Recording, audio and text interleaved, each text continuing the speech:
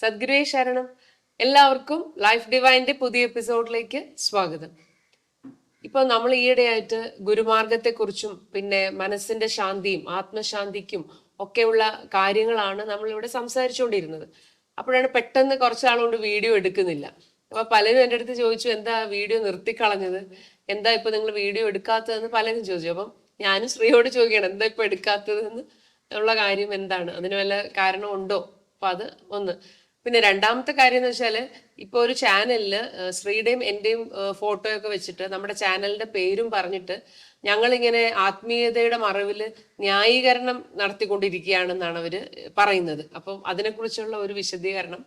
മറ്റൊന്നെന്ന് പറഞ്ഞാൽ, ഇപ്പോൾ ശ്രീ സംസാരിക്കുമ്പോൾ ശ്രീ എപ്പോഴും പറയാറുണ്ട് മനസ്സിനെ നിരാകരിച്ചുകൊണ്ടാണ് ശ്രീ സംസാരിക്കുന്നതെന്ന്. അപ്പോൾ അത് കേൾക്കുമ്പോൾ തോന്നും ശ്രീക്ക് എന്തോ ഒരു പ്രത്യേകത ഉള്ളതുപോലെ, ശ്രീ പറയുന്നത് പോലെ നമുക്ക് തോന്നും. അപ്പോൾ ഇത് മറ്റുള്ളവർക്കും ഇത് സാധിക്കില്ല. ഇപ്പോൾ സന്യാസിമാരും വലിയ മുതിർന്ന ആൾക്കാരൊക്കെ ഉണ്ടല്ലോ, അവർക്കും എന്താ ഈ മനസ്സിനെ നിരാകരിച്ചുകൊണ്ട് അവർക്കും പ്രവർത്തിക്കാൻ കഴിയില്ലേ എന്നൊരു ചോദ്യം. അപ്പൊ അതാണ് ഇന്നത്തെ 3 ചോദ്യങ്ങൾ. ആദ്യമായിട്ട് നമ്മളിപ്പോൾ ഈ ചാനലിൽ ഉന്നയിച്ച ആരോപണങ്ങൾക്കൊരു മറുപടി പറയാം. ഇപ്പോൾ അവരുടെ ചാനലിനെ കുറിച്ചോ ആ വ്യക്തികളെ കുറിച്ചോ ഒന്നും നമ്മൾ പരാമർശിക്കുന്നില്ല. കാര്യം നമ്മളിപ്പോൾ വ്യക്തിഹത്യ എന്നുള്ളൊരു സ്വഭാവത്തിലല്ല. നമ്മൾ ഈ ഉന്നയിച്ച ആരോപണങ്ങൾക്കൊരു വിശദീകരണം, കാര്യം യഥാർത്ഥത്തിൽ എന്താണ് ഇവിടെ സംഭവിക്കുന്നത് എന്നുള്ളൊരു വിശദീകരണം വേണമല്ലോ, ആ അർത്ഥത്തിലാണ്.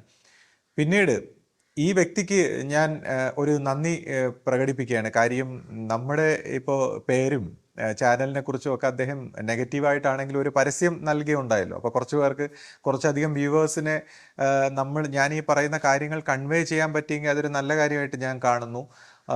കാര്യം ഞാൻ പ്രതീക്ഷിച്ച പലരും നമുക്ക് ആ ഒരു രീതിയിലുള്ള ഒരു സപ്പോർട്ടോ ഇപ്പോൾ ഒരു ഷെയർ ചെയ്യുകയോ കമൻറ്റ് ചെയ്യുകയോ അങ്ങനെയൊന്നും ചെയ്തിട്ടില്ല. അപ്പോൾ തീർച്ചയായിട്ടും അദ്ദേഹത്തിന് ഞാനിവിടെ ഒരു നന്ദി പറയുന്നു. എന്നാൽ അദ്ദേഹം ഈ നിയമപരമായിട്ടെല്ലാം കാര്യങ്ങളെ കൈകാര്യം ചെയ്യുന്ന ഒരു വ്യക്തിയാണ്. അപ്പോൾ സോഷ്യൽ മീഡിയയുടെ ഒരു ഗൈഡ് ലൈൻസിനകത്ത് നിന്നുകൊണ്ട് വ്യക്തിഹത്യ അല്ലെങ്കിൽ എന്താണ് ഇപ്പം നമുക്ക് അഭിപ്രായ സ്വാതന്ത്ര്യമൊക്കെ ഉണ്ട്, പക്ഷേ അതിൻ്റെ ആ നിയമാവലിക്ക് അകത്ത് നിന്നുകൊണ്ട് പ്രവർത്തിക്കണമെന്ന് അദ്ദേഹത്തിന് ഞാൻ ഓർമ്മിപ്പിക്കുകയാണ്. അല്ലെങ്കിൽ നമുക്കും ഈ പറഞ്ഞ പോലെ നിയമ നടപടികളിലേക്ക്, കാര്യം വ്യക്തിഹത്യ എന്നുള്ള രീതിയിൽ സോഷ്യൽ മീഡിയയ്ക്ക് അതിൻ്റെതായ ഗൈഡ് ലൈൻസ് ഉണ്ട്. അപ്പോൾ എല്ലാ കാര്യങ്ങളിലും ഓരോ കാര്യങ്ങളെക്കുറിച്ചും ഓരോ വ്യക്തികളെക്കുറിച്ചും അവരുടെ ചിത്രവും അവരുടെ പേരുമൊക്കെ പരാമർശിക്കുമ്പോൾ സൂക്ഷിച്ചു വേണം ഇതേപോലുള്ള കാര്യങ്ങൾ കൈകാര്യം ചെയ്യാനെന്ന് ഞാനിവിടെ ഓർമ്മിപ്പിക്കുകയാണ്. പിന്നെ അദ്ദേഹം ഇങ്ങനെ ഞാൻ പറഞ്ഞ കാര്യങ്ങൾക്ക് എല്ലാം വ്യക്തമായ മറുപടി പറയും എന്നെല്ലാം പറഞ്ഞുകൊണ്ട് ആ വീഡിയോയിൽ ഇങ്ങനെ പറയുന്നുണ്ടായിരുന്നു. പക്ഷേ ഇപ്പോൾ ഞാൻ പറഞ്ഞ കാര്യങ്ങൾക്ക് വ്യക്തമായ മറുപടി പറയുമ്പോൾ അവിടെ ശ്രദ്ധിക്കേണ്ട ഒരു കാര്യം എന്ന് വെച്ചാൽ, ഇപ്പൊ നമ്മൾ എന്താണ്, പുള്ളിക്കാരന് ഇതേപോലെ നിയമപരമായിട്ട് എന്താണ് ഈ കോടതിയും കേസും ആ രീതിയിൽ ആണ് എല്ലാ കാര്യങ്ങളെയും മനസ്സിലാക്കിയിട്ടുള്ളതെന്ന് തോന്നുന്നു. എനിക്ക് തോന്നുന്നു ഇങ്ങനെ ഈ മനസ്സിന്റെ തലത്തിൽ ഈ ഒരു വാഗ്വാദം പോലെ ഒരു കാര്യം ഇങ്ങനെ പറയുമ്പോൾ അതിന് മറുവാദം ഉന്നയിച്ചു കഴിഞ്ഞാൽ പ്രശ്നം തീർന്നു, അല്ലെങ്കിൽ അങ്ങനെയാണ് ഈ കാര്യങ്ങളെ ഹാൻഡിൽ ചെയ്യേണ്ടതെന്നുള്ള ഒരു കാഴ്ചപ്പാടിലാണ് സംസാരിക്കുന്നത്. പക്ഷെ ഇപ്പൊ അദ്ദേഹം ഒരു മറുവാദം പറയുന്നതിൻ്റെ ഒരു വശമല്ല ഇവിടെ എന്ന് പറഞ്ഞാൽ, അദ്ദേഹം മാനസികമായ ഒരു പ്രത്യേക കാഴ്ചപ്പാടിൽ നിന്നുകൊണ്ട്, പേഴ്സണലായിട്ടുള്ള ഒരു ഈഗോസെൻട്രിക് കാഴ്ചപ്പാടിൽ നിന്നുകൊണ്ട്, അതിനകത്ത് വ്യക്തി വൈരാഗ്യമുണ്ട്, അതിനകത്ത് പിന്നെ ദേഷ്യമുണ്ട്, പിന്നെ അദ്ദേഹത്തിൻ്റെതായ വ്യക്തിപരമായിട്ടുള്ള ഒരുപാട് കാഴ്ചപ്പാടിൻ്റെ സങ്കുചിതമായ ഒരു തലത്തിൽ നിന്നുകൊണ്ട് ഉന്നയിച്ച പ്രശ്നങ്ങളാണ്. ആ കാഴ്ചപ്പാടിൽ നിന്നുകൊണ്ട് ആധ്യാത്മികമായ ഗുരുക്കന്മാരെയും ആ ഗുരുക്കന്മാരുടെ പ്രവൃത്തികളെക്കുറിച്ചും മറ്റ് സന്യാസിമാരെക്കുറിച്ചും മറ്റ് ആത്മീയ വിഷയങ്ങളെക്കുറിച്ച് കണ്ടപ്പോൾ അദ്ദേഹം ഒരു വിലയിരുത്തൽ നടത്തി. അതിനെ ഞാൻ വളരെ വ്യക്തിപരമായിട്ടുള്ള ഒരു കാഴ്ചപ്പാടിൽ നിന്നെല്ലാം മാറി. ഇപ്പം ഞാൻ എപ്പോഴും പറയും, ശ്രീജിത്തിൻ്റെ വ്യക്തിപരമായ ഒരു സെൻറ്ററിനെയൊക്കെ മാറ്റി നിർത്തിക്കൊണ്ട് വളരെ നിസ്വാർത്ഥമായി, വളരെ ഇൻഡിപെൻഡൻ്റായി, ഒരു ഉയർന്ന കാഴ്ചപ്പാടിൽ, വളരെ ബോധത്തിൻ്റെ ഒരു ഉയർന്ന ഒബ്സർവേഷനിലൂടെ നമ്മൾ നടത്തിയ ഒരു വിശദീകരണം, അതായത് ഒരു ഒബ്സർവേഷനിൽ ഈ വിഷയങ്ങളെ, അദ്ദേഹം ഉന്നയിച്ച ആരോപണങ്ങളെ നമ്മൾ ഉയർന്ന ഒരു കാഴ്ചപ്പാടിൽ കാണുമ്പോൾ അതിൻ്റെ ശരി എന്താണ്, അല്ലെങ്കിൽ സ്നേഹത്തിൻ്റെ ഒരു കാഴ്ചപ്പാടിൽ കാണുമ്പോൾ, ആധ്യാത്മികതയുടെ ഒരു കാഴ്ചപ്പാടിൽ കാണുമ്പോൾ ഇതിൻ്റെ ശരി എന്താണെന്ന് വിലയിരുത്തിയതിനെ അദ്ദേഹം ഒരു മറുവാദങ്ങൾ, എന്തെങ്കിലും ഒരു തർക്കുത്തരം പോലെ കോടതി ഭാഷയിൽ പറഞ്ഞിട്ട് അവിടെ എന്ത് ക്ലാരിറ്റി ഉണ്ടാക്കാനാണ്? അപ്പോൾ ഈ മനുഷ്യർ കാര്യങ്ങളെ ഹാൻഡിൽ ചെയ്യുന്ന, അല്ലെങ്കിൽ കാര്യങ്ങളെയൊക്കെ ഒബ്സർവ് ചെയ്യുന്ന ഒരു മനുഷ്യൻ്റെ അബോധമായ ഒരു കൺസെപ്റ്റിനെ കുറിച്ച് ഓഷോ ഒരിക്കൽ മനഃശാസ്ത്രപരമായിട്ടൊരു വിശദീകരണം നൽകിയുണ്ട്, ഒരു കഥ. അപ്പോൾ അത് ഞാനിപ്പോൾ ഇവിടെ പറയുകയാണ്. അതായത് ഒരു സൈക്കാട്രിക് സെൻറ്ററിൽ ഒരു പൊളിറ്റീഷ്യനും ഒരു ശാസ്ത്രജ്ഞനും അവിടെ അഡ്മിറ്റ് ആവുകയുണ്ടായി. അപ്പോൾ അവർ രണ്ടുപേരുടെ ഒരു സംസാരം ഈ ഒരു മനഃശാസ്ത്രജ്ഞൻ ഇങ്ങനെ ശ്രദ്ധിക്കുകയാണ്. മനഃശാസ്ത്രജ്ഞനെ ശ്രദ്ധിക്കുമ്പോൾ പൊളിറ്റീഷ്യൻ പറയുന്നു, ഇന്ത്യക്ക് സ്വാതന്ത്ര്യം കിട്ടുന്ന സമയത്ത് ജവഹർലാൽ നെഹ്റു ഇങ്ങനെ സംസാരിച്ചു, അങ്ങനെ അത് ഇത് എന്നൊക്കെ പറഞ്ഞ് കുറച്ചു നേരം സംസാരിക്കും. അപ്പോൾ ഈ ശാസ്ത്രജ്ഞൻ വളരെ ശ്രദ്ധയോടെ ഇങ്ങനെ കേട്ടുകൊണ്ടിരിക്കും.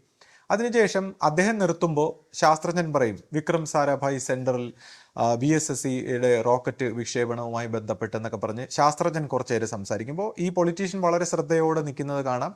അടുത്തത് ഈ കറക്റ്റ് ഇൻ്റർവെൽ ആകുമ്പോൾ പൊളിറ്റീഷ്യൻ വീണ്ടും അതിനുശേഷം ഇന്ദിരാഗാന്ധി, ലാൽ ബഹദൂർ ശാസ്ത്രി എന്നൊക്കെ പറഞ്ഞുകൊണ്ട് പുതിയ പൊളിറ്റിക്കലായിട്ടുള്ള കാര്യങ്ങൾ പറയുമ്പോൾ ശാസ്ത്രജ്ഞൻ മിണ്ടാതിരിക്കുന്നു. അടുത്ത ശാസ്ത്രജ്ഞൻ്റെ ടേൺ ആകുമ്പോൾ ശാസ്ത്രജ്ഞൻ മാറി നിന്ന് വീണ്ടും സയൻറ്റിഫിക് ആയിട്ടുള്ള ഇന്ത്യയുടെ ഇൻസാറ്റ് റോക്കറ്റുകളുടെയൊക്കെ അല്ലെങ്കിൽ ഉപഗ്രഹങ്ങളുടെയൊക്കെ വിക്ഷേപണത്തെക്കുറിച്ചും ഒക്കെ സംസാരിക്കുന്നു. അപ്പോൾ ഈ സൈക്കാട്രിസ്റ്റ് ഇങ്ങനെ അന്തം വിട്ടു. അതായത് രണ്ടുപേരും പരസ്പരം നോക്കി സംസാരിക്കുകയാണ്, പക്ഷേ രണ്ടുപേര് സംസാരിക്കുന്ന കാര്യങ്ങൾക്ക് പുലബന്ധം പോലും ഒരു ബന്ധമില്ല.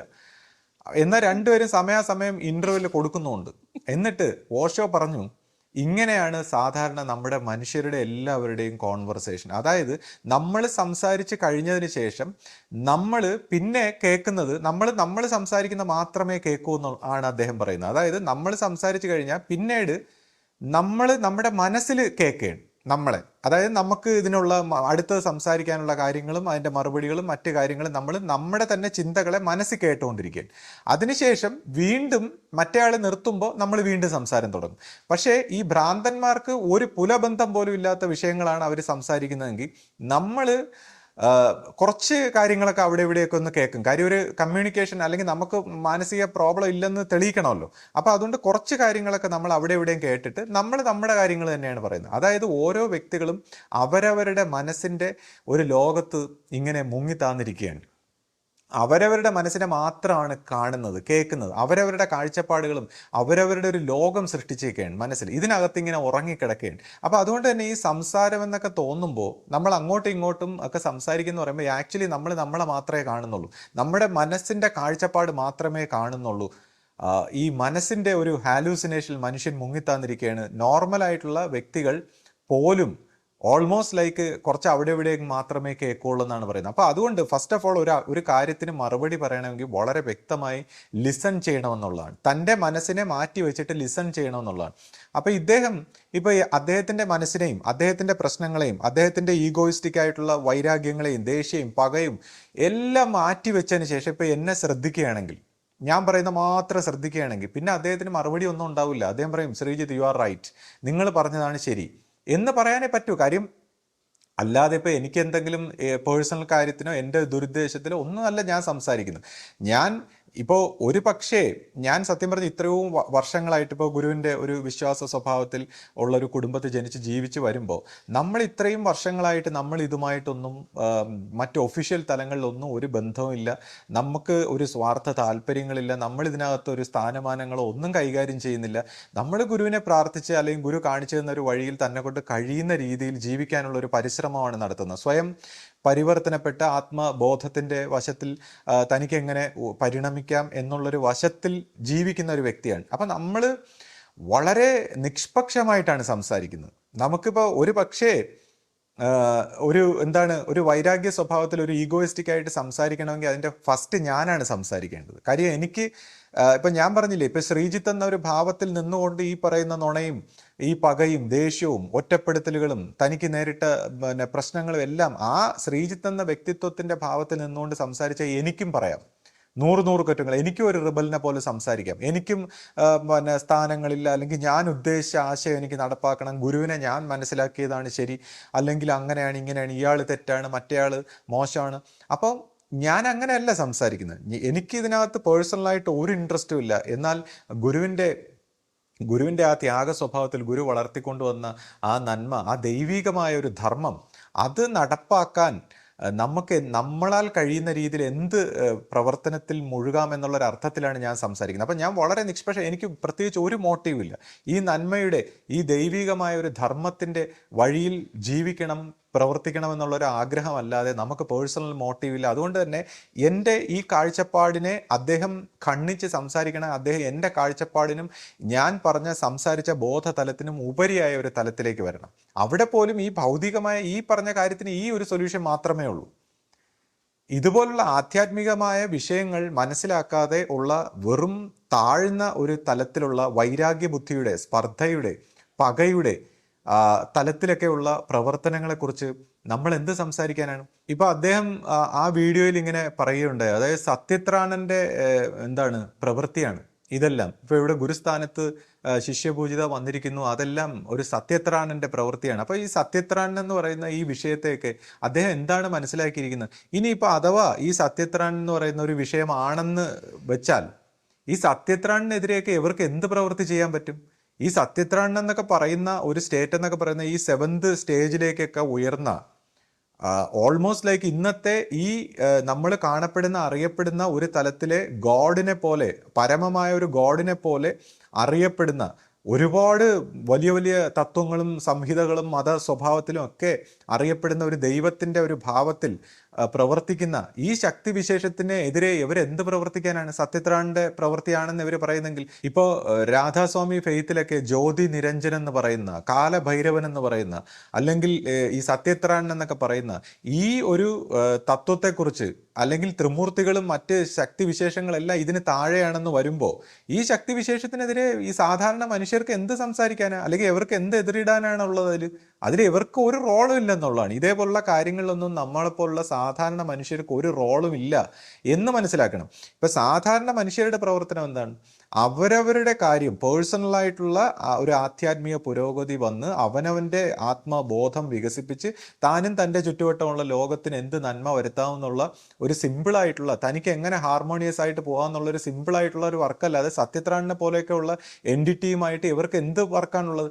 അത് യഥാർത്ഥത്തിൽ അത്രയും വലിയ ഒരു തലങ്ങളെക്കുറിച്ചുള്ള ഒരു തിരുത്തിൻ്റെ വശമൊക്കെ സംസാരിക്കേണ്ട വലിയ മഹാന്മാരായ ഗുരുക്കന്മാരാണ്. എന്ന് വെച്ചാൽ അതിനേക്കാളും ഉയർന്ന ഒരു തലത്തിൽ നിന്ന്, വളരെ ഹൈ ആയിട്ടുള്ള ദൈവിക തലത്തിൽ നിന്ന് വന്നിട്ടുള്ള ഗുരുക്കന്മാരുടെ ജോലിയാണ് ഇതെല്ലാം.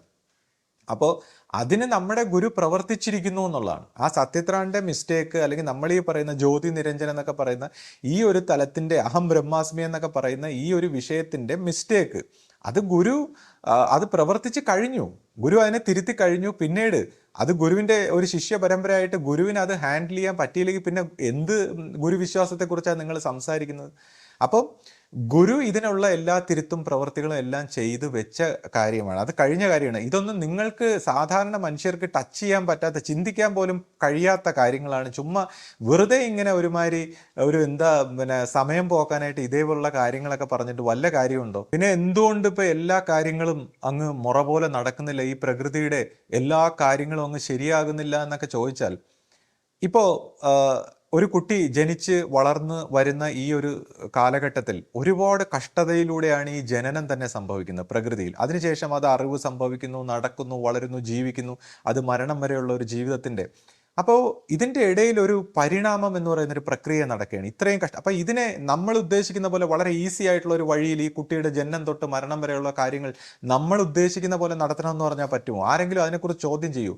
അതുപോലെ ഗുരുക്കന്മാർ ഒരു ആശ്രമങ്ങളെയോ അല്ലെങ്കിൽ അതുപോലുള്ള പ്രസ്ഥാനങ്ങളെയൊക്കെ വളർത്തിക്കൊണ്ട് വരുമ്പോൾ ഒരുപാട് മിസ്റ്റേക്കുകളും കുഴപ്പങ്ങളും എല്ലാം ഉള്ളവരെ എല്ലാം, നമ്മളെപ്പോലുള്ളവരെ എല്ലാം യോജിപ്പിച്ച് നിർത്തിക്കൊണ്ട് ഈ പ്രകൃതിയിൽ നിന്ന് ഈ മിസ്റ്റേക്കുകളെ തുടച്ചു മാറ്റാനുള്ള ഒരു പരിശ്രമമാണ് നടത്തുന്നത്. ഗുരു എക്കാലവും നമ്മൾ ശ്രദ്ധിച്ചു കഴിഞ്ഞാൽ എന്തെല്ലാം കുഴപ്പങ്ങളുള്ള, പ്രശ്നങ്ങളുള്ള ആൾക്കാർ വരുമ്പോഴും അവരെയൊക്കെ ചേർത്ത് നിർത്തിയിരുന്നു. ഈവൻ ഗുരുവിനെ നശിപ്പിക്കാൻ വരുന്ന ശക്തിവിശേഷങ്ങളെ പോലും ഗുരുവിനോടൊപ്പം പിടിച്ചു നിർത്തി തിരുത്താൻ ഗുരു പരിശ്രമിച്ചിട്ടുണ്ടെന്നുള്ളതാണ്. അപ്പോൾ അതുപോലെ ഗുരുക്കന്മാർ ഒരു മനുഷ്യരെ, ഒരു സമൂഹത്തെ ഓരോ കുഴപ്പങ്ങളുള്ള, ഇപ്പം നമ്മുടെ എല്ലാവരുടെയും ഓരോ നന്മ നോക്കിയിട്ടല്ല, ഓരോ കുഴപ്പങ്ങൾ, അത് ഒരു ഗോത്രത്തിൽ നിന്നോ ഒരു കുടുംബത്തിൽ നിന്നോ ഒരു പ്രദേശത്തു നിന്നോ നമ്മളെയൊക്കെ ഇങ്ങനെ സെലക്ട് ചെയ്തിട്ട് അതിനെ തിരുത്തി എടുക്കുമ്പോൾ അത് ലോകത്തിൽ നിന്ന് തന്നെ അതിനൊരു മാറ്റം വരുന്നു എന്നുള്ളതാണ്. അപ്പോൾ ഇങ്ങനെ ഗുരുക്കന്മാരുടെ ഈ പ്രവർത്തനത്തിനുള്ളൊരു സമയം കൊടുക്കണമെന്നുള്ളതാണ്. അപ്പോൾ ഇതൊന്നും നമ്മൾ ഉദ്ദേശിക്കുന്ന രീതിയിലല്ല, അല്ലെങ്കിൽ ഗുരുക്കന്മാരുടെ പ്രവർത്തന രീതികൾ, അതിനകത്ത് ഒരു കർമ്മഗതിയെ തിരുത്തുന്ന ഒരു പ്രോസസ്സ് എങ്ങനെയാണ്. അപ്പോൾ ഇതിനെക്കുറിച്ചൊന്നും മനസ്സിലാക്കാത്ത, വ്യക്തമായിട്ട് ഒരു കാര്യങ്ങളെക്കുറിച്ചും മനസ്സിലാക്കാതെ വളരെ സങ്കുചിതമായ ഒരു കാഴ്ചപ്പാടിൽ നിന്ന് സംസാരിച്ചിട്ട് അതിന് വീണ്ടും ഇനിയും മറുവാദങ്ങൾ പറയാന്ന് പറഞ്ഞാൽ എന്തിനാണ് ഇങ്ങനെ തൻ്റെ സമയവും മറ്റുള്ളവരുടെ സമയവും ഇങ്ങനെ പാഴിക്കളയുന്ന? ഒരുപാട് ആൾക്കാരുടെ മനസ്സിൽ ഇങ്ങനെ വേണ്ടാത്ത വൈറസുകൾ കുത്തി നിറച്ച് തെറ്റിക്കുന്നത്, ആൾക്കാരുടെ വഴി തെറ്റിക്കുന്നതെന്നാണ് ഞാൻ ചിന്തിക്കുന്നത്. പിന്നെ അദ്ദേഹം പറഞ്ഞ ഈ സത്യത്രാണിനെ പോലുള്ള ആ എൻറ്റിറ്റികളുടെ എന്താണ് പ്രവർത്തനങ്ങൾ അദ്ദേഹത്തിനെ പോലുള്ളവരുടെ പ്രവൃത്തിയിലൂടെയാണ് നടക്കുന്നത്. കാര്യം ഈ ഒരു സത്യമായ ഗുരു സ്ഥാപിച്ച ഈ പ്രവർത്തനത്തിൻ്റെ സത്യമായ വഴിയിൽ ആ ഗുരു പരമ്പരയായിട്ട് പ്രവർത്തിക്കുന്ന ഇതിനെ വഴിമുടക്കി പ്രവർത്തിക്കുന്നുള്ള അർത്ഥത്തിൽ ഇവർ പോലും അറിയാതെ ഇവരിലൂടെയാണ് ഇത് ഈ സത്യത്രാൺ എന്ന് പറയുന്ന ഈ വശം പ്രവർത്തിക്കുന്നതെന്ന് മനസ്സിലാക്കാതെയാണ് അവർ സംസാരിക്കുന്നത്. പിന്നെ ഇപ്പോൾ ആശ സംസാരിച്ചതുപോലെ ഇപ്പോൾ എനിക്ക് എന്തെങ്കിലും പ്രത്യേകത ഉണ്ടോ, അല്ലെങ്കിൽ എന്താണ് മറ്റുള്ളവർക്കും ഇതുപോലെ മനസ്സിനെ നിരാകരിച്ചുകൊണ്ട് അല്ലെങ്കിൽ ഒബ്സർവേഷനിൽ നിന്നുകൊണ്ട് പല കാര്യങ്ങളും തിരിച്ചറിയാൻ പറ്റില്ല എന്ന് ചോദിച്ചാൽ തീർച്ചയായിട്ടും മനസ്സിനെ ഒബ്സർവ് ചെയ്ത് വരുന്നവർക്ക് അത് പറ്റും. പക്ഷെ ഞാനിങ്ങനെ സംസാരിക്കുമ്പോൾ പലരും ഓരോ കാര്യങ്ങളെയും തെറ്റിദ്ധരിക്കുകയാണ്. അതായത് സംസാരിക്കുമ്പോൾ ഞാൻ ഇപ്പോൾ ഈ ശ്രീജിത്ത് എന്ന ഒരു ഭാവത്തിൽ നിന്നുകൊണ്ട് സംസാരിക്കുകയാണെങ്കിൽ, ഇപ്പോൾ ശ്രീജിത്തിൻ്റെ ഒരു അറിവും ശ്രീജിത്തിൻ്റെ അമർഷങ്ങളും ദേഷ്യങ്ങളും അല്ലെങ്കിൽ ആ ഒരു മനസ്സിൻ്റെ ഒരു തലത്തിൽ നിന്ന് സംസാരിക്കുകയാണെങ്കിൽ എനിക്കൊരു ആധ്യാത്മിക പരമായിട്ടുള്ള ഒരു അറിവിൻ്റെ ഒരു വിശദീകരണങ്ങൾ ചെയ്യാൻ പറ്റില്ല എന്നുള്ളതാണ്. അപ്പോൾ ദയവ് ഇത് എൻ്റെ ഒരു അവസ്ഥ മനസ്സിലാക്കണം. അതായത് നമ്മളിപ്പോൾ ശ്രീജിത്ത് എന്ന് പറയുന്ന ഒരു ഭാവത്തെ മാറ്റി നിർത്തി ആ വ്യക്തിത്വത്തിനെയും അല്ലെങ്കിൽ അതിൻ്റെ ഒരു ഇൻഡിവിജ്വാലിറ്റിയുടെ ഒരു തലത്തെ മാറ്റി നിർത്തിയിട്ട് നമ്മൾ വളരെ ബോധപൂർവം ഗുരുവിനെ പ്രാർത്ഥിച്ചുകൊണ്ട് ഒരു വളരെ ഒബ്സർവേഷനിൽ നിന്നുകൊണ്ട് സംസാരിക്കുമ്പോൾ ഒരു പ്രത്യേക തലത്തിൽ നിന്നുകൊണ്ടാണ് സംസാരിക്കുന്നത്. അപ്പോൾ ആ തലത്തിൽ നിന്നുകൊണ്ട് നമ്മളിങ്ങനെ ഓരോ കാര്യങ്ങൾ പറയുന്നു. അതിന് ഈ ശ്രീജിത്ത് എന്ന് പറയുന്ന വ്യക്തിക്ക് ഒരു ബന്ധമില്ല, അല്ലെങ്കിൽ വ്യക്തിക്ക് എന്തെങ്കിലും പ്രാധാന്യമുണ്ട്, അല്ലെങ്കിൽ മറ്റുള്ളവർ കുഴപ്പമുണ്ടെന്നുള്ളതല്ല. ഇപ്പോൾ ഗുരുമാർഗത്തിൽ ഏത് മനുഷ്യർക്കും തെറ്റ് വരാം, അല്ലെങ്കിൽ സംശയിക്കേണ്ട ഒരു സാഹചര്യം ഉണ്ടാകാമെന്ന് പറയാനുള്ള കാരണം എന്താണെന്ന് വെച്ചാൽ ഇപ്പോൾ ആധ്യാത്മിക തലത്തിൽ ഓരോ അവസ്ഥകളിലും ഇങ്ങനെ ഓരോരോ തലങ്ങളിൽ ഇത്ര തലങ്ങളിലേക്ക് ചെല്ലുമ്പോൾ അത്രയും തലങ്ങളിലും ഇതിനനുസരിച്ചുള്ള പൈശാചികത്വങ്ങൾ ഒളിഞ്ഞിരിക്കുന്നു എന്നുള്ളതാണ്. അപ്പോൾ ഒരു മനുഷ്യൻ വളർന്നു വരുന്നതിനനുസരിച്ച് ഇതിനെല്ലാം തെറ്റിക്കാനുള്ള ഒരു സാഹചര്യമുണ്ട്. അപ്പോൾ ഇപ്പോൾ എന്താ പറയുന്നത്, ഒരു 4th ഡയമെൻഷൻ തൊട്ട് അങ്ങോട്ടുള്ള തലങ്ങളിൽ ഏത് രൂപത്തിലേക്ക് മാറാൻ പറ്റുന്ന എൻറ്റിറ്റികൾ അവിടെ ഉണ്ടെന്നാണ് പറയുന്നത്. അപ്പോൾ ഒരു ഗുരുവിനെ പോലും ഒരു വ്യക്തി ഇങ്ങനെ ഗുരുവിനെ ഞാൻ പ്രാർത്ഥിച്ചോളാം എന്ന് പറയുമ്പോൾ എന്ത് പറ്റുമെന്ന് വെച്ചാൽ ഇപ്പോൾ ഗുരുവിൻ്റെ രൂപത്തിൽ പോലും അദ്ദേഹത്തിനെ വഴിതെറ്റിക്കാൻ പറ്റുമെന്നുള്ളതാണ്. ഈ പൈശാചിക തത്വങ്ങൾക്ക് ഓരോ അവസ്ഥയിലും കടന്നു വന്ന് ഗുരുവിൻ്റെ രൂപത്തിൽ പോലും വ്യക്തികളെ പറ്റിക്കാൻ പറ്റും. അപ്പോഴാണ് നമ്മളിപ്പോൾ ഈ രാധാസ്വാമി ഫെയ്ത്തിലൊക്കെ അവർ പറയുന്നു ഒരു മനുഷ്യ രൂപത്തിൽ ഒരു ഗുരു വേണം എന്ന് പറയുന്നതിൻ്റെ പ്രസക്തി അതാണ് മനുഷ്യ തലത്തിൽ നമ്മൾ സാധാരണ മനുഷ്യർക്ക് റിലേറ്റ് ചെയ്യാൻ പറ്റുന്ന, നമ്മളിപ്പോൾ ആധ്യാത്മികമായി സ്വയം പ്രാർത്ഥിച്ചോളാം എന്ന് പറയുമ്പോൾ ഈ മനസ്സിൻ്റെ തലത്തിൽ നിന്നുകൊണ്ടല്ലേ ചെയ്യുന്നത്. ഇപ്പോൾ പലരും പറയുന്നുണ്ട് ഗുരുവിൻ്റെ ആവശ്യമില്ല, സ്വയം നമ്മൾ പ്രവർത്തിച്ചോളാം. ചിലർ വിചാരിക്കുന്ന ഗുരു ഒരു ഗൈഡൻസ് ആണെന്നാണ്. ഇപ്പോൾ ഈ ഗൈഡൻസ് അല്ലെങ്കിൽ എന്തെങ്കിലും പഠിപ്പിക്കുക, എന്തെങ്കിലും ആശയങ്ങൾ പറഞ്ഞു കൊടുക്കുക, ഈ ഗുരു എന്ന് പറയുന്ന ആക്ച്വലി ഗൈഡൻസും അല്ലെങ്കിൽ എന്തെങ്കിലും പഠിപ്പിക്കുക എന്നുള്ള തലത്തിലൊന്നുള്ള ഒരു വർക്കല്ല. ഗുരു എന്ന് പറയുന്ന യഥാർത്ഥത്തിലുള്ള ഗുരു എന്ന് പറയുന്നത് ഇപ്പോൾ ദൈവികമായ ഒരു തലത്തിൽ പറയുമ്പോൾ ഈ മനുഷ്യൻ്റെ 7 അവസ്ഥ കൊണ്ടുള്ള ഈ മനസ്സാകുന്ന ഈ ലോകത്ത് മനുഷ്യന് ഒരു രീതിയിലുള്ള പ്രവൃത്തി കൊണ്ടും മനുഷ്യന്റെ സ്വപ്രയത്നം കൊണ്ട് അവനെ ഇതിനകത്ത് തന്നെ ഇട്ട് റൊട്ടേറ്റ് ചെയ്യാണ്. സംസ്കാരവും ചിന്തയും വാസനയും അവൻ്റെ എല്ലാ പ്രവൃത്തിയും ഈഗോ സെൻട്രിക് ആയിട്ട് അവനെ ഇട്ട് റൊട്ടേറ്റ് ചെയ്യുമ്പോൾ അവന് മോചനമില്ലായിരിക്കുമ്പോൾ ഈ ദൈവികമായ ഒരു തലത്തിലേക്ക് ആ ഒരു തലത്തിലേക്ക് ഗുരു കാരുണ്യം കൊണ്ട് ഉയർത്തപ്പെട്ട ശിഷ്യൻ, അല്ലെങ്കിൽ അതുപോലത്തെ ഹയർ ഡയമെൻഷനിൽ നിന്ന് വന്ന ഒരു ശിഷ്യൻ, ആ ശിഷ്യന്റെ ബോധത്തിന്റെ ആ തെളിച്ചത്തിൽ ഈ പറയുന്ന ഒരു ആത്മസമർപ്പണത്തിൽ അല്ലെങ്കിൽ ആ ഒരു ബന്ധം ഉണ്ടാകുമ്പോൾ ഇയാൾ ഈ നെഗറ്റീവ് ശക്തികളിൽ നിന്ന് പ്രൊട്ടക്റ്റഡ് ആവുകയാണ്. അങ്ങനെ ഇയാൾക്ക് ഓരോരോ അയാളുടെ ആ മനസ്സിൻ്റെ ചട്ടക്കൂടുകൾ കർമ്മഗതികൾ കൊണ്ടുള്ള ആ ഉടക്കുകളെല്ലാം ഈ ഗുരുവിൻ്റെ പ്രകാശം കൊണ്ട്, ഗുരുവിൻ്റെ സംസർഗം കൊണ്ട് പൊളിച്ച് മാറിയാണ് അയാൾ സ്വതന്ത്രമായി മുന്നോട്ട് പോകുന്നത്. അല്ലാതെ വ്യക്തിഗതമായ ഒറ്റയ്ക്ക് തൻ്റെ ആത്മബോധത്തിൻ്റെ വെളിച്ചത്തിൽ സ്വയം പരിവർത്തനപ്പെട്ടുകൊണ്ട് പോകണമെങ്കിൽ അതിനെടുക്കുന്ന ദീർഘമായ ഒരു കാലഘട്ടം, അതിൽ തന്നെ തെറ്റുവരാതെ പോകണമെങ്കിൽ എന്തുമാത്രം അതൊരു ടാസ്ക്കാണ്, എത്ര ജന്മങ്ങളുടെ പ്രയത്നമാണെന്നൊക്കെ ഉള്ളത് നമ്മൾ തന്നെ വായിച്ചിട്ടുണ്ട്. അപ്പോൾ ഈ തെറ്റിക്കാൻ വേണ്ടി ഇത്രമാത്രം പൈശാചിക സ്വഭാവങ്ങളുള്ളപ്പോൾ ഒരു വ്യക്തിക്ക് ഈ ഒരു ലൈറ്റിൻ്റെ സത്സംഗത്തിൻ്റെ സാന്നിധ്യമില്ലാതെ ഇത് മുന്നോട്ട് പോവുക വളരെയധികം ദുഷ്കരമായിട്ടുള്ളൊരു കാര്യമാണ്. ഇപ്പോൾ തന്നെ ഉപനിഷത്തുകളിലൊക്കെ നമ്മൾ പറഞ്ഞിട്ടുണ്ട് എന്താണ് ഇതിൻ്റെ നമുക്ക് ആധ്യാത്മികമായി പുരോഗതി നേടാനുള്ള ഏറ്റവും എളുപ്പമായ വഴി, അല്ലെങ്കിൽ ഏറ്റവും നമുക്ക് യോജിച്ചതെന്ന് ചോദിക്കുമ്പോൾ പുസ്തക വായനയോ നമ്മുടെ പ്രയത്നങ്ങളോ അല്ലെങ്കിൽ മറ്റെന്ത് പ്രവർത്തനങ്ങളാണ്, ധ്യാനമോ ഭക്തിയോ മെഡിറ്റേഷനോ എന്താണെന്ന് ചോദിക്കുമ്പോൾ സത്സംഗം എന്നാണ് പറയുന്നത്. അപ്പോൾ സത്സംഗം ജ്ഞാനിയായിട്ടുള്ള അത് ഈ ഒരു തലത്തിലൊന്നുമല്ല, നമ്മുടെ ഈ മാനസികമായ ഏതെങ്കിലും തലത്തിലല്ല, ഈ പരമമായ ദൈവത്തിൻ്റെ ആ ഒരു സ്വരൂപമായി വർത്തിക്കുന്ന ഒരു തലത്തിൽ നിന്നുള്ള ഗുരുക്കന്മാരുമായിട്ടുള്ള സത്സംഗം, മനസ്സിനെ അതിവർത്തിച്ച, മനസ്സിൻ്റെ സൃഷ്ടിയുടെ തലത്തിന് സമൂലമായി മനസ്സിനെ അതിവർത്തിച്ച ഒരു ദൈവികമായ ഒരു പ്രകാശത്തിൻ്റെ സോഴ്സുമായിട്ട് ബന്ധപ്പെട്ടുകൊണ്ടുള്ള ഒരു സത്സംഗം. അപ്പൊ ആ സത്സംഗത്തിലൂടെയാണ് ഈ എന്താണ് ഗുരുശിഷ്യ പാരസ്പര്യത്തിൽ ഈ ഒരു പിന്നെ പടിപടിയായിട്ട് ഇവന്റെ കോൺഷ്യസ്നെസ്സിന് വളർച്ച വരുന്ന. അപ്പോൾ തന്നെ ഓരോ തലത്തിലെത്തുമ്പോഴും സംശയം ഉണ്ടാവുകയാണ്, ഓരോ തലത്തിലെത്തുമ്പോഴും അതൊരു ഡെഡ് എൻഡായി മാറുകയാണ്, അവിടെ ഫിനിഷ് ഗുരുവുമായിട്ട് തെറ്റിപ്പോകാനുള്ള എല്ലാ സാഹചര്യവും ഉണ്ടാവുകയാണ്. അപ്പൊ ഇങ്ങനെയൊക്കെയുള്ള വളരെ കോംപ്ലിക്കേറ്റഡ് ആയിട്ടുള്ള ഒരു അവസ്ഥയിൽ ഇതുപോലെ ഒന്നും മനസ്സിലാക്കാത്ത ആൾക്കാർ വന്ന് എന്തൊക്കെയൊക്കെയോ വിളിച്ചു പറയുന്ന ആൾക്കാരുടെ സമയവും എന്താണ് വ്യക്തികളെ വഴിതെറ്റിക്കുന്ന ഒരു പ്രോസസ്സാണ് നടത്തുന്നത്. അവർ സ്വയം തിരിച്ചറിഞ്ഞ് ഇത് പിന്മാറുന്നതാണ്. ഇത്തരം ഉദ്യമങ്ങളിൽ നിന്നെല്ലാം മാറി ഗുരുവിൻ്റെ നല്ല കാര്യങ്ങൾ പ്രചരിപ്പിക്കാനുള്ള ഒരു വഴിയിലേക്ക് അവർ പരിണമിക്കുന്നതാണ് അവർക്ക് നല്ലത്. ഇപ്പോൾ ആദ്യം ആശ ചോദിക്കുകയുണ്ടായി, ഈ ഞാൻ എന്തുകൊണ്ട് ഇപ്പോൾ വീഡിയോ എടുക്കുന്നില്ല. അപ്പോൾ ഞാൻ ഈ വീഡിയോ എടുത്തുകൊണ്ടിരിക്കുന്ന ഒരു സമയത്ത് എനിക്കൊരു വിഷമം ഉണ്ടായതെന്ന് വെച്ചാൽ, ഇപ്പോൾ നമ്മൾ ഈ സംസാരിക്കുമ്പോൾ നമ്മൾ ആധ്യാത്മികമായ മനുഷ്യരെല്ലാം ഒരുപോലെ കാണപ്പെടുന്നെങ്കിലും പല തലങ്ങളിലാണ്. ഓരോരുത്തരുടെ ഒരു കോൺഷ്യസ്നെസ്സിന്റെ തലങ്ങൾ വ്യത്യസ്തമാണ്. അപ്പോൾ നമുക്ക് ആത്യന്തികമായ തലങ്ങളിൽ നിന്ന് സംസാരിക്കുന്നതുകൊണ്ട് പ്രയോജനമില്ല. മറ്റു രീതിയിൽ സംസാരിക്കുമ്പോൾ പലർക്കും പല രീതിയിലുള്ള കൺഫ്യൂഷൻസും അല്ലെങ്കിൽ ഇത് തെറ്റാണ് ശരിയാണെന്നൊക്കെ ഉള്ള ഒരു വിഷയത്തിൽ ഇത് സംസാരിക്കാനുള്ളൊരു വിഷമം. പിന്നെ കൂടാതെ വളരെ ഒത്തിരി അഡ്വാൻസ് ആയ തലത്തിൽ പറഞ്ഞില്ലെങ്കിൽ മനുഷ്യർക്ക് മൊത്തം ഒരു സംശയത്തിൻ്റെ ഒരു ഭാവം വന്നിരിക്കുന്നതുകൊണ്ട് നമുക്ക് ഒത്തിരി അഡ്വാൻസ് ആയിട്ടുള്ള ഒരു തലങ്ങളിൽ പറയാതിരിക്കാനും കഴിയുന്നില്ല.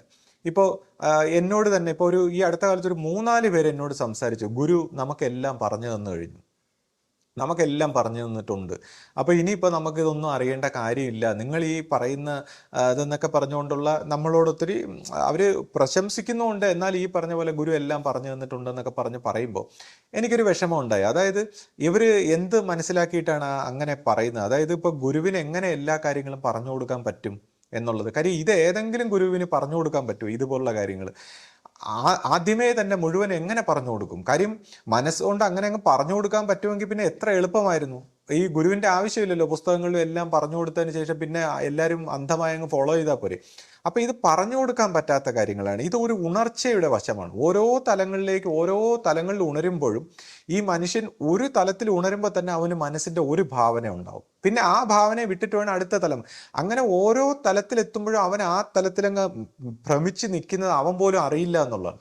അപ്പോൾ ഇതിനെല്ലാം ഇങ്ങനെ പൊട്ടിച്ച് വേണം കൊണ്ടുപോകാൻ. അപ്പോൾ ഇതെങ്ങനെ ഒരു ഗുരു എല്ലാവർക്കും പറഞ്ഞു കൊടുക്കും? ഇപ്പോൾ ഗുരു തന്നെ സംസാരിക്കുമ്പോൾ പുസ്തകങ്ങളിലൂടെ ഒരു തലത്തിൽ പൊതുജനങ്ങൾക്ക് മനസ്സിലാവുന്ന കാര്യങ്ങൾ ഒരു ലെവലിൽ, അടുത്ത ക്ലോസ് ആയിട്ടുള്ള ശിഷ്യന്മാരോട് ഒരു ലെവലിൽ, അടുത്ത വളരെ ക്ലോസ് ആയിട്ടുള്ള ശിഷ്യന്മാരിൽ ഒരു തലത്തിൽ. അപ്പോൾ അതുകൊണ്ടാണ് ഗുരു പറഞ്ഞത്, ഇത് ഞാനൊന്നും പറഞ്ഞിട്ടില്ല, ഇനി പറയാനിരിക്കുന്ന ഈ തലമുറയിൽ ഈ പരമ്പരയിൽ വരുമ്പോൾ മുന്നോട്ട് അത് പറയും എന്നാണ് ഗുരു പറഞ്ഞിട്ടുള്ളത് തന്നെ, കൂടുതൽ കാര്യങ്ങൾ.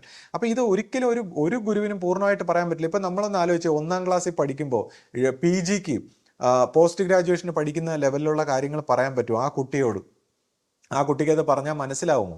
അപ്പം നമ്മളെപ്പോഴും ആ 1-ാം ക്ലാസ്സിൻ്റെ ലെവലിൽ നിൽക്കാൻ ആഗ്രഹിക്കാതെ അടുത്ത ലെവലിലേക്ക് പരിണമിക്കാൻ തയ്യാറാവണം. ഗുരു പറഞ്ഞു തന്നിട്ടുണ്ടെന്ന് പറയുമ്പോൾ ഇപ്പോൾ ആ 1-ാം ക്ലാസ്സിൽ പറഞ്ഞ കാര്യമായിരിക്കില്ല, ചിലപ്പോൾ 2-ാം ക്ലാസ്സിൽ അതിനെ പാടെ പൊളിച്ചടുക്കി പുതിയ രീതിയിൽ പറഞ്ഞു കൊടുക്കേണ്ടി വരും.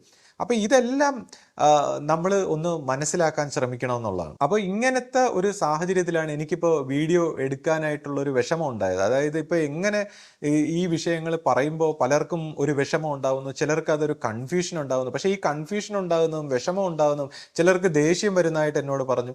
അപ്പോൾ ഇതെല്ലാം നല്ലതാണ്.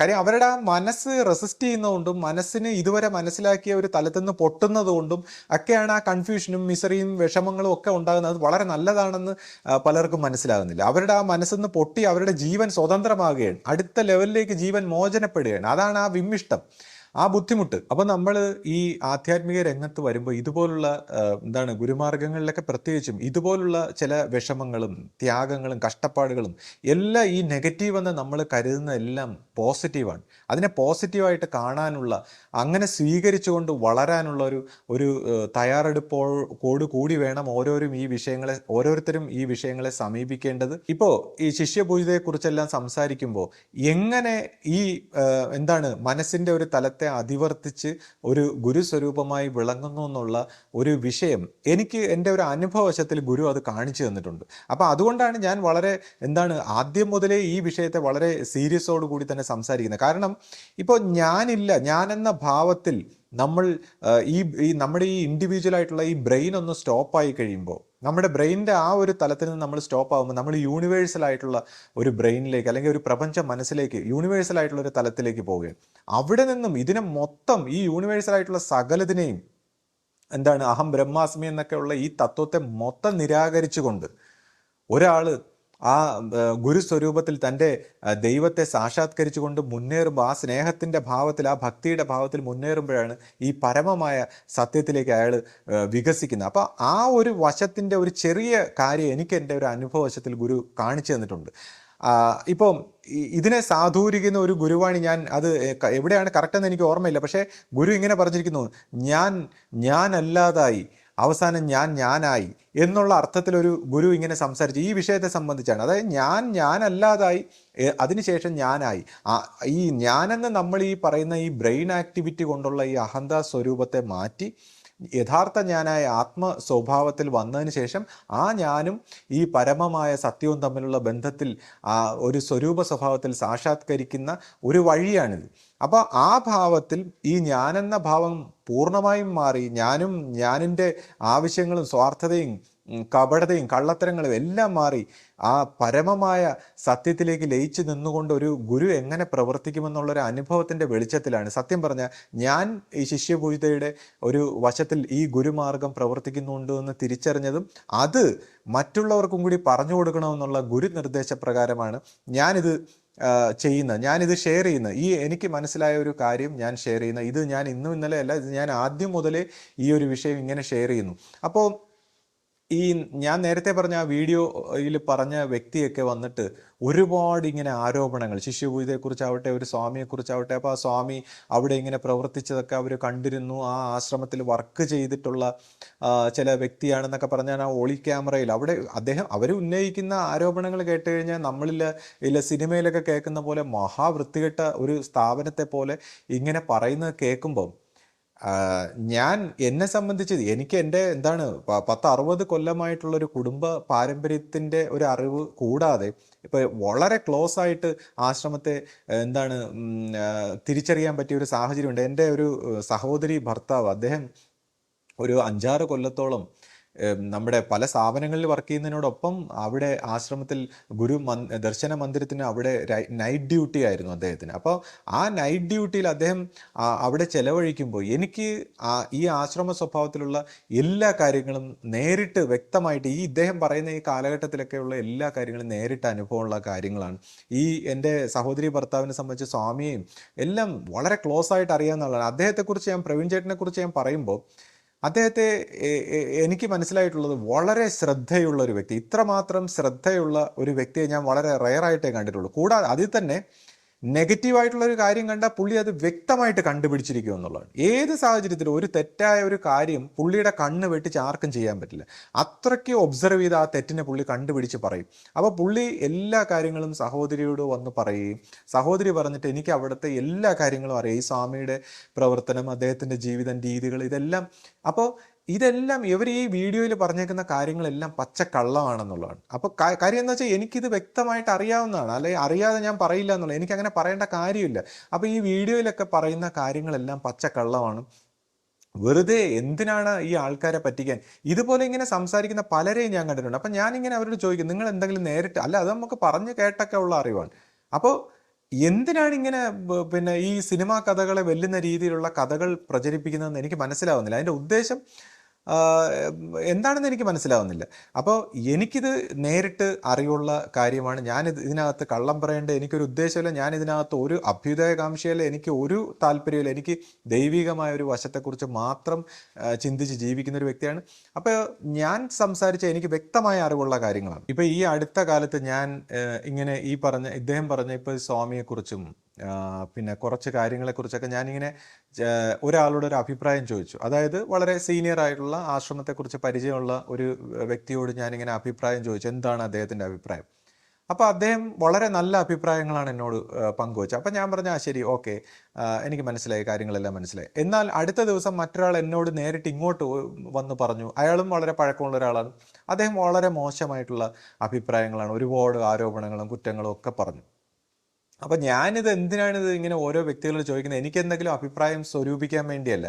കാര്യം എനിക്കൊരു കാഴ്ചപ്പാടുണ്ട്. ഇപ്പൊ ഞാൻ നേരത്തെ പറഞ്ഞ പോലെ ഒരു സ്നേഹത്തിന്റെ എന്താണ് ഒരു മെഡിറ്റേഷന്റെ ഒരു കാഴ്ചപ്പാട്, എൻ്റെ വ്യക്തി മനസ്സിനെ എല്ലാം മാറ്റി നിർത്തിക്കൊണ്ടുള്ള ഒരു കാഴ്ചപ്പാടുണ്ട്. അപ്പോൾ ഞാൻ ആ കാഴ്ചപ്പാടിൽ നിന്ന് സംസാരിക്കുമ്പോൾ എനിക്ക് ഈ മറ്റുള്ളവർക്ക് വിശദീകരിച്ച് കൊടുക്കണമെങ്കിൽ, മറ്റുള്ളവരുടെ ഈ സംശയങ്ങളെ ഒരു ദൂരീകരിക്കണമെങ്കിൽ മറ്റുള്ളവരുടെ കാഴ്ചപ്പാടുകളും കൂടെ എനിക്കൊന്ന് അറിയേണ്ടതുണ്ട്. അപ്പോൾ അതറിയാൻ വേണ്ടിയാണ്, അല്ല എനിക്കൊരു കാഴ്ചപ്പാട് ഉണ്ടാക്കാനല്ല ഞാൻ ചോദിക്കുന്നത്.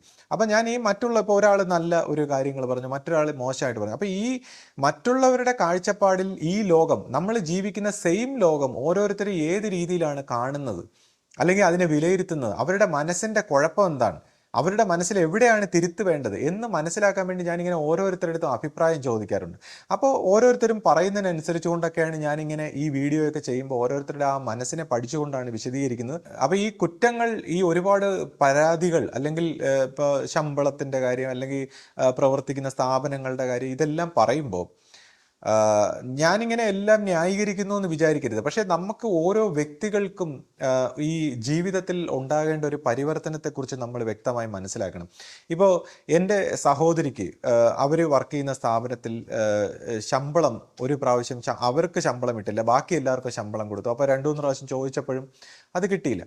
അപ്പോൾ അവരെന്നോട് ഇങ്ങനെ വന്ന് പറഞ്ഞപ്പോൾ, കൂടാതെ അവർക്ക് തന്നെ ഒരു ട്യൂഷൻ, അവരൊരു ഓൺലൈൻ ട്യൂഷനൊക്കെ സംഘടിപ്പിച്ചപ്പോൾ അതിനകത്തും ചിലരിങ്ങനെ ഫീസൊക്കെ വൈകിപ്പിക്കുക, അവരായിട്ട് ചോദിപ്പിക്കേണ്ട ഒരു അവസ്ഥയൊക്കെ വരുന്നു റിപ്പീറ്റഡ് ആയിട്ട്. അപ്പം ഞാൻ അവരോട് പറഞ്ഞു, നിങ്ങൾക്ക് ഈ പൈസ നിങ്ങളുടെ ജീവിതത്തിലേക്ക്, നിങ്ങളുടെ തന്നെ അധ്വാനിക്കുന്ന പൈസ വരാൻ ഒരു തടസ്സമുണ്ട്. അപ്പോൾ എന്തോ നിങ്ങളുടെ മനസ്സിലൊരു ബ്ലോക്ക് ഉണ്ട്, അത് നിങ്ങൾ പ്രാർത്ഥിച്ച് മാറ്റുക. എന്നിട്ട് ഞാൻ പറഞ്ഞു, നിങ്ങൾ വർക്ക് ചെയ്യുന്ന സ്ഥാപനത്തിൽ, ആ സ്ഥാപനത്തിലെ എല്ലാവരോടും ഒരു പോസിറ്റിവിറ്റി ഉണ്ടാകാനും അവർക്കെല്ലാം നന്മ ഉണ്ടാകാനും ആ സ്ഥാപനം വിജയിക്കാനും എല്ലാം നിങ്ങൾ ഓരോരുത്തരും പ്രാർത്ഥിക്കണം. പ്രാർത്ഥന എന്ന് പറയുമ്പോൾ നമ്മളിൽ ഇതൊരു അന്ധവിശ്വാസം പോലെയാണ്. പ്രാർത്ഥന എന്ന് പറയുമ്പോൾ നമ്മുടെ ബ്രെയിൻ തരംഗങ്ങൾക്ക്, നമ്മുടെ ചിന്താ തരംഗങ്ങൾക്ക് ഉണ്ടാകുന്ന ഒരു മാറ്റമാണ്. കാര്യം നമ്മുടെ ഈ ചിന്തകളും മനസ്സുകളും നമ്മുടെ എക്സ്പെക്റ്റേഷനും ധാരണയും നമ്മുടെ എല്ലാ കാര്യങ്ങളും ഈ പ്രപഞ്ചത്തിലേക്ക്, ഈ പ്രകൃതിയിലേക്ക് വൈബ്രേഷൻസ് ആയിട്ട് വ്യാപിച്ചിട്ട് അത് നമ്മുടെ ജീവിതത്തെ വളരെയധികം സ്വാധീനിക്കുന്നതാണ്.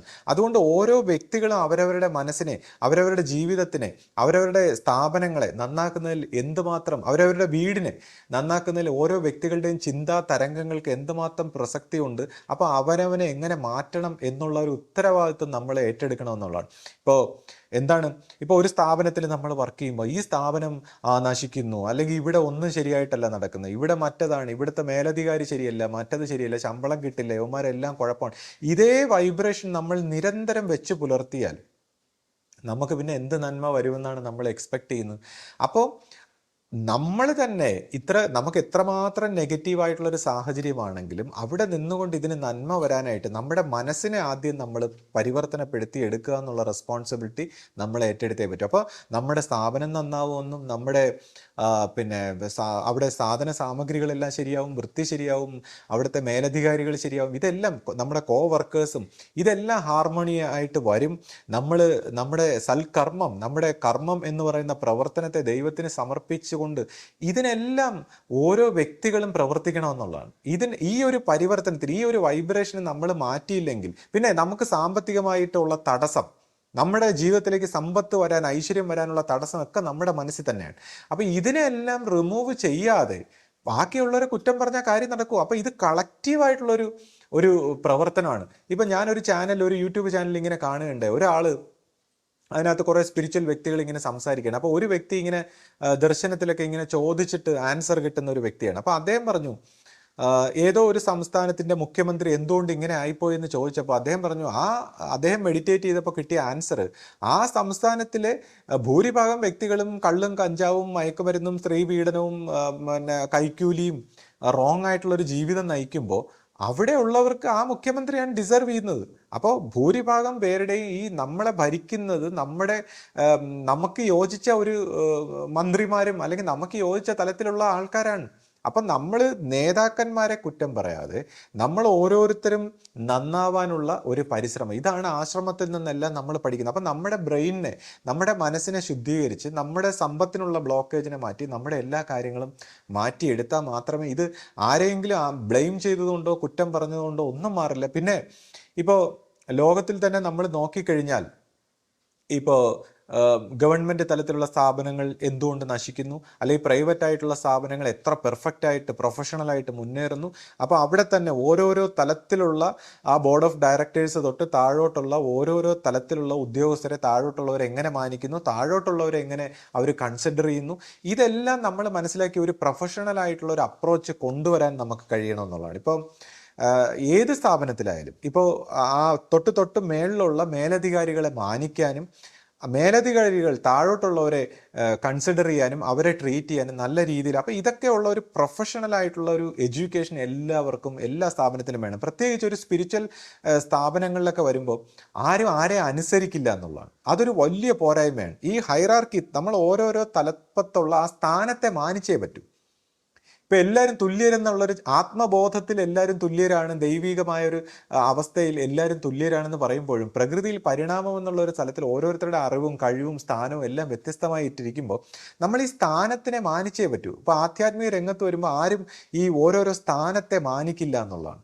നമ്മൾ ഈ സ്ഥാനത്തെ മാനിക്കണം. അതിനുശേഷം ഈ ബോർഡ് ഓഫ് ഡയറക്ടറായി പരമമായിട്ട് ഏറ്റവും ഉയർന്ന ആൾക്കാർ ഗുരുവുമായിട്ട് ബന്ധപ്പെട്ട് ഗുരുവാക്കനുസരിച്ച് ഒബീഡിയൻസ് ആയിട്ട് പ്രവർത്തിച്ച് അത് താഴോട്ട് എല്ലാവരും ആ അനുസരണയുടെ പ്രവൃത്തി മണ്ഡലത്തിലൊക്കെ വരുമ്പോൾ മാത്രമേ ഇതിന് മാറ്റം ഉണ്ടാവൂ. അപ്പോൾ ഇത് എല്ലാവരും കളക്റ്റീവായിട്ടുള്ളൊരു ഉത്തരവാദിത്തം ഏറ്റെടുത്ത് എല്ലാവരുടെയും ഉത്തരവാദിത്തമാണ് എല്ലാവരുടെയും മനസ്സിനെ പരിവർത്തനപ്പെടുത്താനുള്ള ഒരു പ്രവൃത്തിയിലേക്കൊക്കെ മാറിയാൽ മാത്രമേ ഇത് പരിണാമം ഉണ്ടാവൂ. അല്ലാതെ നമ്മളെല്ലാവരും ചുമ്മാ അങ്ങോട്ടും ഇങ്ങോട്ടും ഇരുന്ന് കുറ്റം പറഞ്ഞുകൊണ്ടൊന്നും ഇതിനൊന്നും ഒരു മാറ്റവും വരില്ല എന്നുള്ളതാണ്.